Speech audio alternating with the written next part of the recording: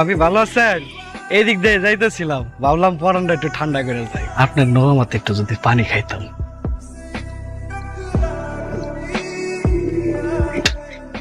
চাচা আপনিও নিশ্চয়ই পরম জোড়াইতে আছেন পানি খেয়া না? একদম ঠিক করছো, দাও একটু পরানটা জুড়াইয়া দাও।